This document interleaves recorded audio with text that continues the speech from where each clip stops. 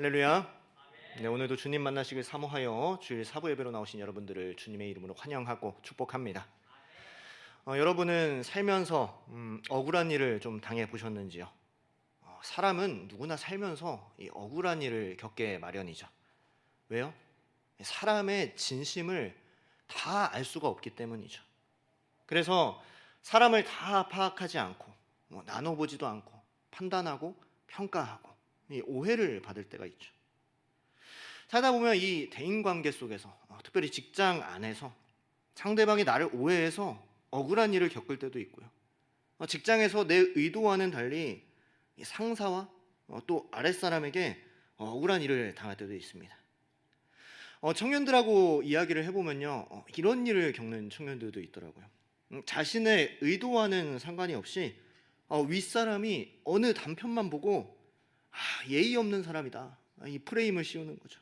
그러면 모든 직장 사람들이 쟤는 예의 없는 애야, 쟤는 싸가지가 아주 없다니까 라는 이런 프레임이 씌워지게 되는 거죠. 또는 우리가 대인관계를 할 때도 마찬가지죠.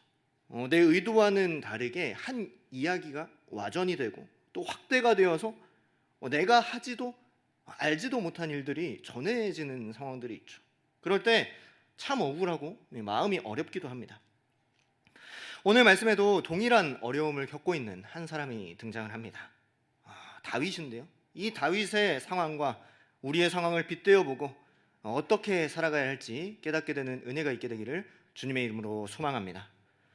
오늘 말씀의 배경은요, 이 사울이 다윗을 죽이려고 하는 상황이에요. 한 나라의 왕이 자기 자신을 죽이려고 하는 거죠. 그러니까 마음이 어떻겠어요? 그러면 이 다윗과 사울은 어떤 관계였냐? 이 사울은 이 이스라엘의 초대 왕이었고요, 또 다윗은 그 이스라엘의 백성이었어요. 이 두 사람이 처음에 어떻게 만나게 되었느냐면요, 이 사울이 이끄는 이스라엘이 이 블레셋이라는 나라와 이 엘라 골짜기에서 대치 중인 상황이었어요.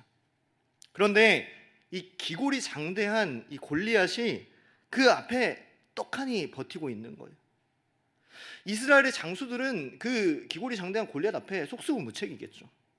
그런데 양을 치던 이 다윗이 이 혜성처럼 등장을 하게 된 거예요.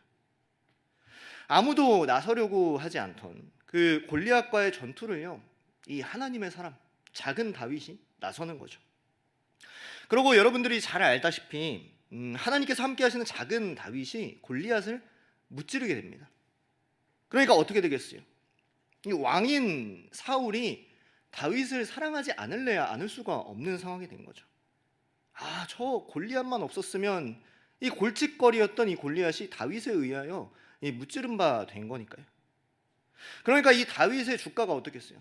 하늘을 높은 줄 모르고 치솟는 거죠. 처음엔 이 사울이 다윗을 사랑했지만 이제 시기하고 질투할 정도의 주가가 오르기 시작한 거예요. 그런데 그러던 중에 중요한 것은요, 이 사울 왕에게 악령이 들리기 시작해요. 왜 그럴까요? 이 사울 왕이요, 하나님이 기름 부어서 이스라엘 하나님 나라의 왕으로서 세웠음에도 불구하고 점점 변하게 된 거죠. 하나님의 말씀에 불순종하게 된 거예요. 그러니까 자신의 욕심대로 하나님께서 진멸하라는 모든 것들을 진멸하지 않고 자기 눈에 자기 뜻에 좋을 대로 남겨둔 게 있었던 거예요. 소와 가축들이 있었던 거죠. 여러분 뿐만 아니에요. 또 이 사무엘 제사장이 부재 중일 때, 그럼 제사는 누구만 드릴 수 있겠습니까? 당연히 제사장만 드릴 수 있겠죠. 그런데 이 사울 왕이 임의로 자신의 왕의 권한으로 하나님께 제사를 드린 거예요. 그러면 그럴 때 사울에게 하나님의 영이 떠나게 됩니다. 여러분, 하나님의 영이 떠난 곳에는요, 악한 영이 틈탈 수밖에 없습니다. 그 권력과 이 재물에 대한 욕심, 그것이 하나님이 떠난 자리를 대신하게 되어져 있는 거예요. 그래서 이 악령이 사울을 휘어잡기 시작해요. 그런 긴급한 상황에 그때 하나님께서 함께 하신 다윗이 이 수금으로 연주를 하기 시작해요. 그럴 때 이 사울에게 들려 있었던 악령이 떠나가게 되죠. 그러면요, 여러분들이 사울이라면 어떻겠습니까? 이 사울이 다윗에게 참 감사해야 되는 건 아니겠어요? 악령을 떠나가게 했는데요. 이 은인으로 생각하고 정말 잘해줘야 되죠. 충성된 부하로 두면 되는 거죠. 그런데 이 다윗의 주가가 갈수록 올라가니까 시기하고 질투심이 더 커지게 되는 거예요.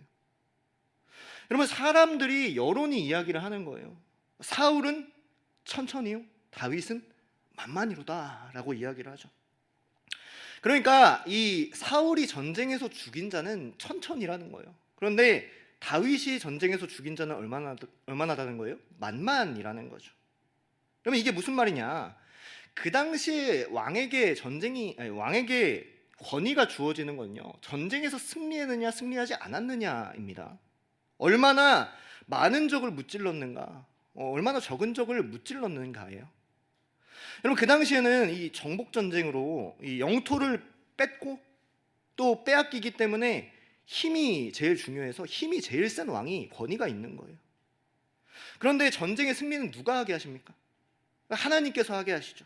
그러니까 하나님께서 함께 하시는 사람이 당연히 더 많은 적을 무찌르게 되어져 있는 거예요.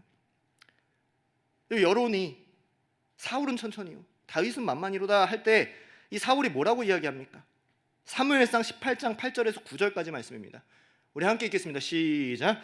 사울이 그 말에 불쾌하여 심히 노하여 이르되 그가 더 얻을 것이 나라 말고 무엇이냐 하고 그날 후로 사울이 다윗을 주목하였더라 그랬어요. 여러분, 9절 말씀에 사울이 어떻게 하는 거예요? 다윗 너 두고 보자. 다윗을 주목하였더라 그랬어요.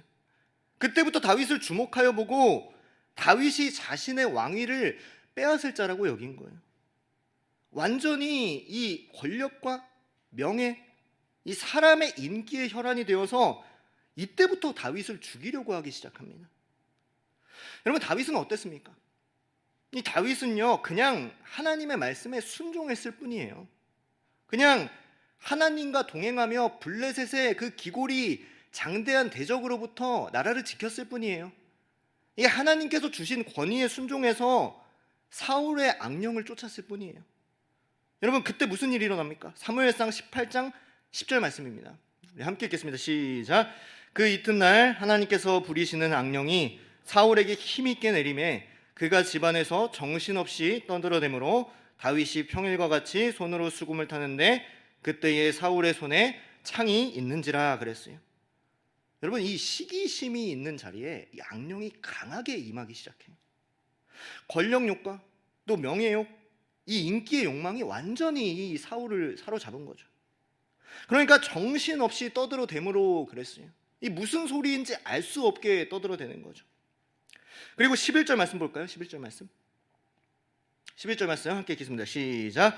그가 스스로 이르기를 내가 다윗을 벽에 박으리라 하고 사울이 그 창을 던졌으나 그랬어요. 그러면 이제 분노해서 더 나아가서 폭력적인 행동을 하기 시작하는 거죠. 아예 창을 던지는 거고 이 창으로 벽에 박아버리리라, 아예 죽여버리리라 라고 이야기를 하는 거죠. 여러분, 여러분들이 다윗이라고 한번 생각해 보세요. 다윗은 그냥 하나님을 따랐을 뿐이에요. 이 하나님께서 기름 부었던 이 사울왕을 섬길 뿐이었어요. 그런데 그때 다윗에게 돌아온 것은 뭐예요? 그냥 분노와 폭력과 살인일 뿐이었어요. 오늘 우리도 이럴 때가 있죠. 성실하게 신앙생활하고 사역하고 또 봉사하고 헌신해요. 또 우리가 할 일들을 이 다윗처럼 해 나아가요. 그런데 우리가 직장생활을 하거나 학업을 하거나 뭐 대인관계를 할 때 이 억울하게 나를 오해하거나 뭐 시기하거나 어려움을 겪을 때가 있어요. 그럴 때 여러분들은 어떻게 합니까? 아주 똑같이 갚아주고 싶을 때가 있지 않습니까? 네가 뭔데 날 건드려? 내가 누군지 알고 그러는 거야? 이러고 싶을 때가 너무나도 많아요. 그러나 다윗은 어떻게 합니까? 11절 말씀입니다. 11절 말씀 하반절 말씀 볼까요? 이렇게 이야기합니다. 우리 함께 읽겠습니다. 시작. 다윗이 그의 앞에서 2번 피하였더라 그랬어요. 여러분, 한 번이 아니에요. 여러분, 2번이에요. 한 번은 그렇다 칠 수 있어요. 그런데 2번째 창이 던져질 때 이 정당방위라고 해서 같이 창을 던질 수 있었어요. 그렇죠? 눈에는 눈, 이에는 이 할 수 있었어요. 그런데 다윗은 어떻게 합니까? 그냥 그 자리를 피해 나갑니다. 그리고 사울과 같이 행하지 아니하고 여전히 하나님 앞에서 또 하나님의 말씀에 순종하여 대응하지 않고 피하는 모습을 볼 수 있어요. 그럼 그럴 때 어떤 일이 일어납니까?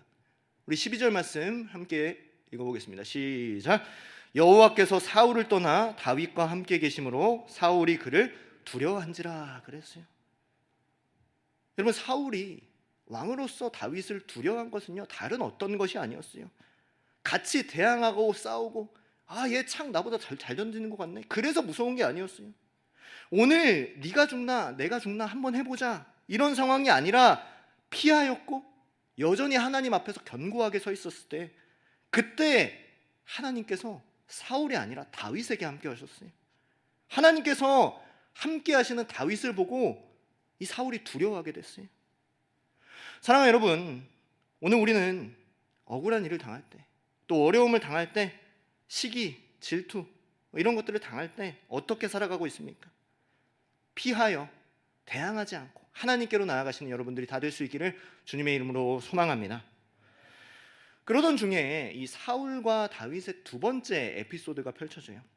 이번에는 왕인 사울이 창으로 죽이려고 할 때는 언제고, 이 다윗을 사위로 삼으려고 하는 상황이에요.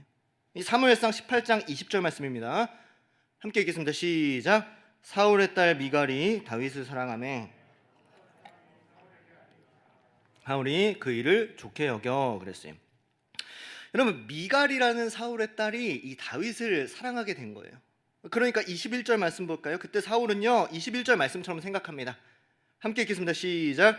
스스로 이르되 내가 딸을 그에게 주어서 그에게 올무가 되게 하고 블레셋 사람들의 손으로 그를 치게 하리라 하고, 이에 사울이 다윗에게 이르되 내가 오늘 다시 내 사위가 되리라 하니라 그랬어요. 잘 됐다. 자신의 딸 미갈을 이제 미끼로 삼는 거죠. 그리고 딸과 결혼하려면 이 골리앗이 있었던 대적 블레셋 사람들을 홀로 200명을 죽여오라는 거예요. 여러분, 이건 무슨 얘기예요? 그냥 딸을 걸고 블레셋 사람 200명 앞에서 죽으라는 이야기예요. 그렇죠? 여러분, 악한 생각은요 계속해서 악한 생각을 낳아요. 하나님의 백성, 심지어 이 하나님 나라의 왕인 사람이 해야 될 생각이 아니잖아요. 달콤한 말 같아요. 다윗을 위하는 말 같고 생각하는 것 같지만 그 속내는 어떤 마음이에요? 그냥 다윗을 죽이고 싶은 마음이 있었던 거예요. 오늘 우리도요 이 세상을 살아가다 보면요 하나님 앞에 바로 서겠다고 다짐하고 나아갈 때가 있어요. 주일날 교회에서 이렇게 열심히 예배드리고 찬양하고 기도하고 말씀 듣고, 그리고 세상으로 발걸음을 옮기다 보면요 우리에게 수도 없이 찾아오는 많은 미끼와 올무와 또 대적들이 있어요. 어떤 청년이 이야기하더라고요. 목사님, 저는 주일에 하나님 말씀대로 살겠습니다 다짐하고 나오는데 운전대만 잡으면 그게 잘 안 됩니다. 깜빡이를 이 옵션으로 달고 다니는 차량들을 보고 자기 잘못을 모르는 사람들이 있으면 심한 말이 나온다는 거예요. 여러분, 이 사단이 우리를 그렇게 넘어뜨려요. 그렇게 올무가 되게 하고 영적으로 죽게 하려는 거예요. 여러분, 사단은요 어떻게든 이 믿는 사람들을 넘어뜨리려고 합니다. 하나님 앞에 선 사람을 넘어뜨리려고 해요. 달콤한 것으로 우리를 유혹하기도 하죠. 여러분, 요즘 이 학기가 시작됐죠. 대학 학기가 시작됐고, 또 코로나가 잠잠해지면서 이 대학교 축제가 너무나도 많아졌어요. 또 요즘에 주점들도 많이 하죠. 또 쾌락과 즐거움, 오락들, 또 교회 밖을 벗어나면 즐거운 것이 얼마나 많은지 몰라요. 여러분, 또 사람들이 나를 무너뜨려요. 쾌락으로, 즐거움으로, 세상과는 다른 모습으로 우리를 그곳에 빠져들게 하죠. 여러분, 다윗은요 그러한 가운데도, 그런 달콤한 유혹 속에도, 여러 가지 감정적으로 대응하고 싶은 상황 속에서도요 넘어지지 않아요. 감정적으로 사울에게 넘어가지 않아요. 여러분, 그 길로 담대하게 이 블레셋과의 전쟁을 치릅니다. 대적들과 전쟁을 치르는 거죠. 여러분, 사울은 어땠을까요? 사울은 그냥 블레셋 사람들한테 이 다윗이 죽을 줄 알았어요. 그런데 넘어질 줄 알았어요. 그런데 넘어지지 않았어요. 그러나 하나님 앞에 바로 서 있는 다윗은 이 블레셋 사람에게서 승리하며 나아갑니다. 사랑하는 여러분, 오늘 우리는 어떻습니까? 세상과 같지 아니하고 또 말씀으로, 기도로, 묵상으로 하나님과 동행하며 나아갈 때 하나님께서 어떤 올무도 극복하게 하시고 결국에 승리하게 하실 줄로 믿습니다. 이후에도 이 다윗과 사울과의 악연은 계속돼요. 사울은요 계속해서 이 다윗을 죽이려고 하고요, 다윗은요 계속해서 이 사울을 피해 다니는 거죠. 이 굴로도 숨어 다니고 저 굴로도 숨어 다니고 여기 숨어 다니고 저기 숨어 다니고 황무지에도 숨어 다니고 광야에도 숨어 다니는 거예요. 여러분, 제가 이 성지순례에 갔을 때 다윗이 피해 다녔다는 그 굴에 한번 들어가 봤어요. 제가 한번 이야기했던 적이 있었던 것 같은데, 그런데 이 가이드 분께서 이 굴은 각오하고 들어가야 된다는 거예요. 왜 그러냐? 살 좀 빼고 들어가야 된다는 거예요. 너무 좁다는 거죠. 그 굴이 사람 하나 들어갈 정도로 너무나도 작은 굴이었어요. 우리는 서로 이야기했어요. 서로 너는 못 들어갈 것 같다. 아니, 내가 봤을 때는 네가 못 들어갈 것 같은데. 이렇게 실랑이를 했던 것 같아요. 이렇게 이 핸드폰 이 후레쉬를 비추면서 한 10분, 20분 정도 거의 엎드려서 기어서 그 굴을 지났던 것 같아요. 근데 그 시간이 너무나도 길게 느껴졌어요. 1시간 정도를 이 굴을 지나다녔었던 것 같은 거예요. 그동안 허리를 펴지 못했고 이 상대방의 엉덩이에 제 머리를 찧었고 또 막다른 길이 나오면요 서로가 서로의 머리를 부딪히게 됐어요. 그 끝에 다다르게 되었을 때 와, 이제 살았구나 싶더라고요. 여러 가지 생각이 들더라고요. 이 하나는 다윗이 너무나도 힘들었겠다. 자신의 왕이자 장인어른이 자신을 끊임없이 죽이려고 한다고 생각해 보세요. 그러면 자신은 왕에게 아무것도 한 것이 없고 앞으로 하지도 않을 것이고 왕위를 빼앗지도 않을 건데 인생의 많은 시간을 이곳저곳 억울하게 도망다니고 이굴 저굴 억울하게 도망다닌다면요 너무나도 힘들지 않겠어요? 누군가 내 생명을 해하려고 하는데. 여러분, 그 굴을 나오면서 또 다른 한 가지 생각이 들더라고요. 어떤 생각이냐?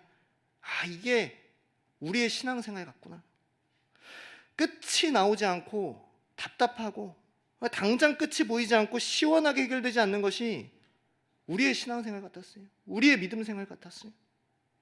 그런데 중요한 것은요, 하나님께서 그 굴에 있는 다윗에게 다윗의 인생 가운데 함께 하셨다는 거예요. 생명을 지키셨고 또 희망을 보여주셨고 그 끝을 희미하게나마 보여주신다는 거예요. 사랑하는 여러분, 요즘 여러분들은 어떤 삶을 살고 있습니까? 어떤 신앙생활을 하고 계십니까? 인생의 풍파로 또 어려움으로 인해 굴과 같이 답답하고 고통스러운 하루를 보내고 있지는 않습니까? 하지만 그러한 한가운데서도 하나님께서 다윗과 함께 하셨듯이 여러분들과도 함께 계시는 줄로 믿습니다.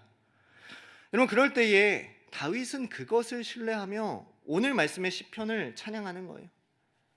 여러분, 오늘 말씀은 다윗이 굴에 있었던 때에 지은 시인데요, 우리 1절 말씀, 오늘 말씀 1절 말씀 함께 읽겠습니다. 시작. 하나님이여 내게 은혜를 베푸소서, 내게 은혜를 베푸소서, 내 영혼이 주께로 피하리다. 아멘. 여러분, 오늘 말씀의 찬양처럼 오늘 불렀던 찬양처럼 주의 날개 아래 피한다고 이야기를 하고 있어요. 사실 다윗이 하나님을 원망할 만도 하지 않습니까? 이 다윗이 죄 지은 것이 딱히 없어요. 억울해요, 답답해요, 힘들어요. 그러나 오직 은혜 주실 하나님께 은혜를 구하며 이 재앙 같은 때가 지나가기를 바라고 있다는 거예요. 여러분, 2절 말씀 보실까요? 2절 말씀. 2절 말씀 함께 읽겠습니다. 시작. 내가 지존하신 하나님께 부르짖으며 곧 나를 위하여 모든 것을 이루시는 하나님께로다 그랬어요.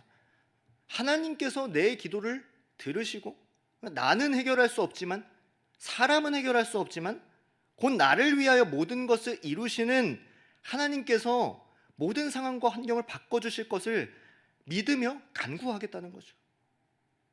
여러분, 3절 말씀 보실까요? 3절 말씀. 3절 말씀 함께 읽겠습니다. 시작. 그가 하늘에서 보내사 나를 삼키려는 자의 비방에서 나를 구원하실지라 하나님이 그의 인자와 진리를 보내시리로다 그랬어요. 여러분, 사울이 다윗에게 어떻게 했을까요? 당연히 비방했겠죠. 역적이다, 내란을 일으키려고 한다, 악한 자다, 하나님을 거스르는 자다라고 이야기를 했겠죠. 여러분, 사울이 왕으로서는 당연히 다윗보다 권력이 대단했지 않겠습니까? 아무리 다윗이 여론이 좋아도요, 이 왕의 권위는 쉽게 이길 수가 없는 거예요. 왕의 측근들과 이 고위층들은요 다 왕의 편이에요. 이 왕이 마음 먹고 비방하고 거짓된 말로 다윗을 어렵게 하면 충분히 어렵게 할 수 있지 않겠어요? 여러분, 다윗이 억울할 수 있어요. 이게 아닌데, 이게 진실이 아닌데, 힘들고 어려울 수 있어요. 4절 말씀입니다. 4절 말씀 우리 함께 읽겠습니다. 시작. 내 영혼이 사자들 가운데서 살며 내가 불살하는 자들을 통해 누웠으니 그들이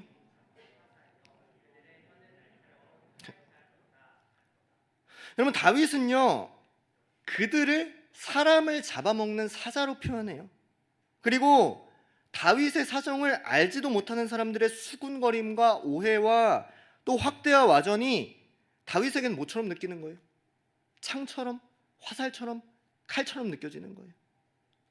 그들의 혀가 이 날카로운 칼처럼 느껴지는 거죠. 여러분, 오늘날도 우리가 살아가면서 대인관계를 하면서 또 사역을 하면서 직장생활을 하면서 억울한 일을 당할 수 있어요. 오해 당할 수 있어요. 아무리 대화하고 소통해 보려고 해도 소통이 되지를 않고 그냥 답답하고 마음이 어려울 때가 있어요. 모두가 나에게 수근수근 거리는 것 같고 나를 넘어뜨리려고 한다고 생각할 수 있어요.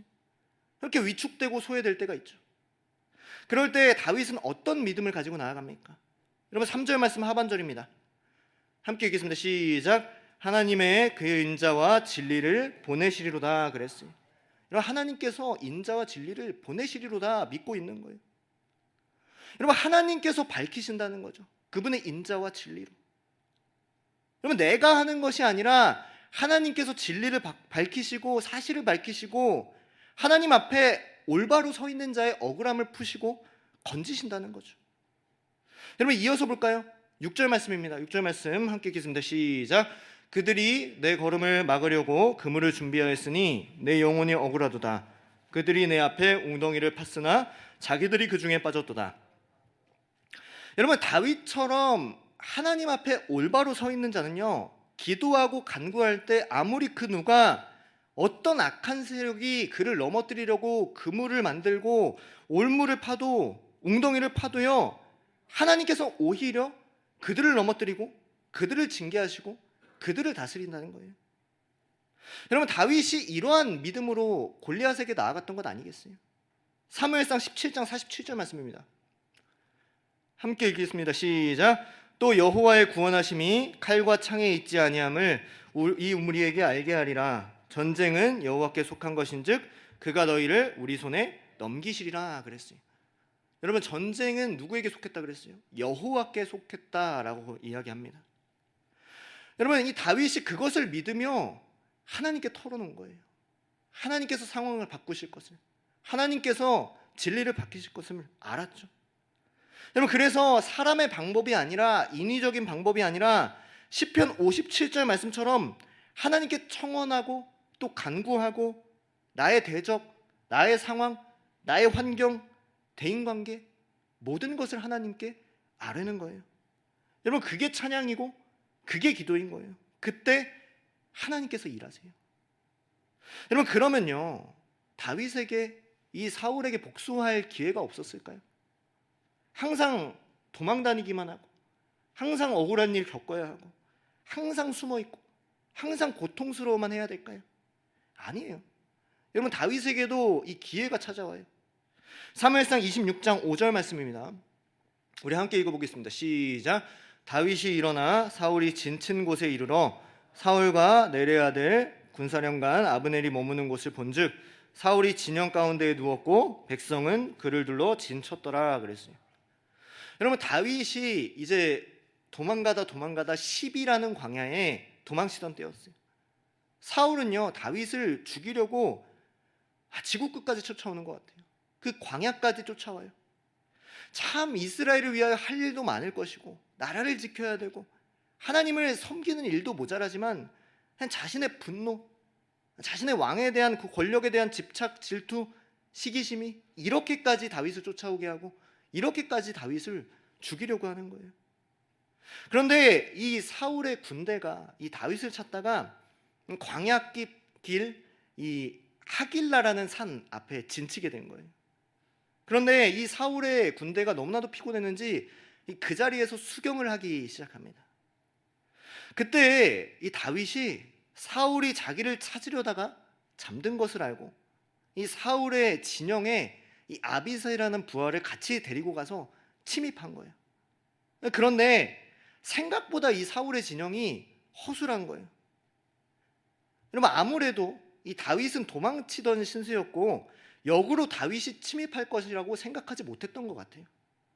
그래서 그때 아비새가 이렇게 이야기합니다. 8절 말씀입니다. 8절 말씀 함께 읽겠습니다. 시작. 아비새가 다윗에게 이르되 하나님이 오늘 당신의 원수를 당신의 손에 넘기셨나이다. 그러므로 청하오니 내가 창으로 그를 찔러서 단번에 땅에 꽂게 하소서. 내가 그를 2번 찌를 것이 없으리이다 하니 그랬어요. 여러분, 아비새가 봐도 그 누가 봐도 이 사울이 다윗의 원수인 게 맞아요. 그렇죠? 그리고 아비새가 봐도 이건 분명히 하나님께서 이 사울에게 원수를 갚을 기회를 주셨다고 생각할 수 있을 것 같아요. 그렇게 다윗에게 이 사울을 죽일 수 있게 해달라고 이 아비새가 요청을 하죠. 그러면 여러분들 같으면 어떻게 하겠어요? 그러면 다윗은 이렇게 이야기합니다. 9절 말씀입니다. 우리 9절 말씀 함께 읽겠습니다. 시작. 다윗이 아비새에게 이르되 죽이지 말라. 누구든지 손을 들어 여호와의 기름 부음을 받은 자를 치면 죄가 없겠느냐 하고 그랬어요. 어떻게 이럴 수가 있습니까? 많은 사람들이 생각할 거예요. 당장에 창으로 찌르고 싶을 거예요. 나를 괴롭히는 사람, 억울하게 하는 사람, 또 그러한 상황과 환경, 대인관계, 직장 다 아비새 말처럼요 2벌 찌를 것 없이 그냥 한 번에 찌르고 싶을 거예요. 그런데 다윗은 어떻습니까? 다윗은 그렇게 하지 않아요. 사울을 기름 부은 자로 여겨요. 하나님께서 세운 자로 믿고 있다는 거예요. 여러분, 자신을 얼마나 괴롭히고 이 억울하게 하고 끊임없이 죽이려 하고 살지를 못하게 해도요 악을 악으로 갚지 않아요. 사울과 똑같이 하지 않아요.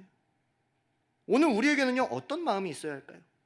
아무리 괴롭고 힘들지라도 이 세상과 똑같이 하고 싶을지라도 다윗처럼 그 사람이 하나님께서 또한 사랑하시는 존귀한 자녀라고 생각해야 돼요. 그 상황이 하나님께서 다스리고 주관하시는 상황이라고 생각해야 돼요. 여러분, 그러면 생각할 수 있어요. 아니, 그럼 믿는 사람은 다 용납해야 되나요? 용서해야 되나요? 다 참아야 하나요? 믿는 사람으로서 때로는 세상에서 손해를 볼 때도 있어요. 이 하고 싶은 이야기를 못할 때도 있어요. 이 반박하고 싶고 똑같이 해주고 싶고 법대로 원리대로 하고 싶은 때가 있어요. 그런데 저는 그럴 때마다 생각하는 것 같아요. 나는 믿는 사람이지. 나는 목사지. 여러분들도 생각해야 되죠. 나는 온사랑교회 청년부지. 청년부 일원이지 라고 생각해야죠. 여러분, 세상 가운데 이 신앙인으로서 살아간다는 게 참 쉽지가 않아요. 그렇지 않나요? 우리도 똑같이 사람이에요. 그리스도인이라고 사람이 아닌 게 아니에요. 억울한 일을 겪을 때 해명해야 할 것 같고 똑같이 싸워야 할 것 같고 그래야 무시 안 당할 것 같고 법대로 원리대로 해야 피해를 안 볼 것 같아요. 믿는 자가 아니라면 그들보다 배로 갚아줄 수 있어요. 여러분, 목사도 똑같지 않겠어요? 목사도 사람이잖아요. 저도 분대로 하고 싶을 때가 있고 법대로 하고 싶을 때가 있고 억울한 일을 해명하고 싶을 때가 있고 어떻게 하고 싶을 때가 있어요. 그런데 그렇지 않아요. 갚아주실 하나님을 신뢰하고 또 덕을 위하여 공동체를 위하여 인내하는 거예요. 세상과 똑같이 하지 않는 거예요. 다만 다윗은 이야기합니다. 10절 말씀입니다. 10절 말씀 함께 읽겠습니다. 시작. 다윗이 또 이르되 여호와께서 살아계심을 두고 맹세하노니 여호와께서 그를 치시리니 혹은 죽을 날이 이르거나 또는 전장에 나가서 망하리라 그랬어요. 하나님께서 다스리실 것이다. 우리가 사울을 치지 않아도 여호와께서 살아계심을 두고 맹세하노니 여호와께서 그를 치실 것이다 라고 이야기해요. 내가 하지 않겠다. 하나님께서 살아계심을 믿는 거고, 하나님께서 분명히 의인을 지키시고 악인을 멸하실 것이라는 믿음을 가지고 있는 거죠. 만약 우리가 하나님 앞에 바로 서 있다면, 우리가 하나님을 제대로 믿고 있다면요, 세상과 같이 하지 맙시다. 우리 손에 피를 묻히지 맙시다. 눈에는 눈, 이에는 이가 아니라 하나님께서 심판하실 것을 믿으며 믿음으로 나아가시는 저와 여러분들 다 될 수 있기를 주님의 이름으로 소망합니다. 로마서 12장 19절 말씀은 이렇게 증거합니다. 다윗과 같은 믿음의 고백도 겉면이 있는데요, 우리 함께 읽겠습니다. 시작. 내 사랑하는 자들아, 너희가 친히 원수를 갚지 말고 하나님의 진노하심에 맡기라. 기록되었으되 원수 갚는 것이 내게 있으니 내가 갚으리라고 주께서 말씀하시니라. 여러분, 이게 신앙인들의 원리예요. 여러분, 사람은 서론에도 이야기했듯이 진리를 알지 못해요. 진실을 알지 못하죠. 오해하고 또 시기하고 억울하게 만들 수 있지만, 하나님은 진실을 아시고 분명히 여러분들의 억울함을 풀어주실 날이 온다는 거죠. 여러분, 그리스도인들은요, 존재 자체만으로도 억울합니다. 여러분, 예수님은 분명히 경고하셨어요. 나를 믿는 것이 결코 쉽지 않을 것이다. 왜요? 여러분, 사탄은요, 기가 막히게도 예수 믿는 것을 싫어해요. 바로 세워지는 것을 싫어해요. 그 예수 그리스도라는 십자가를 짊어지고 사는 것이 어렵다는 것을 알려줍니다. 너무나도 쉽게 알려줘요. 알게 해요. 그리고 십자가라는 짐을 버리고 세상 사람들처럼 살아가게 하죠. 여러분, 예수님은요, 분명히 말씀하셨어요. 마태복음 24장 9절 말씀입니다. 우리 함께 읽겠습니다. 시작. 그때 사람들이 너희를 환난에 넘겨 주겠으며 너희를 죽이리니 너희가 내 이름 때문에 모든 민족에게 미움을 받으리라 그랬어요. 여러분, 아무 이유가 없어요. 예수 이름 때문에 고난받고 환난 당하는 거예요. 그것도 모든 민족에게 미움받고 그들이 여러분들을 죽이려고 하는 거예요. 여러분, 초대교회 때부터도 그랬지 않습니까?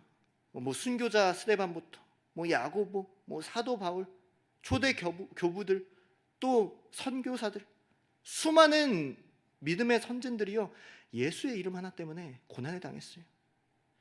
똑같이 그들처럼 돌을 들면 살 수 있지 않았을까요? 스데반이 똑같이 돌을 들었다고 생각해 보세요. 똑같이 보복하고 이 사도 바울이 자신을 따르는 사람들을 칼을 들게 하고 당을 만들고 그들보다 더 강력한 무기를 들고 싸우게 하면 승리할 수 있지 않을까요? 아니요, 그렇지 않아요. 여러분, 예수 그리스도의 이름으로 고난을 받는다는 건요, 예수님께서 그 고난에 그냥 순응하셨듯이 우리도 똑같이 항거하지 아니하고 인내하고 그 고난 속에서 하나님만을 바라보는 거예요. 스데반처럼. 우리는 이렇게 생각할 수 있어요.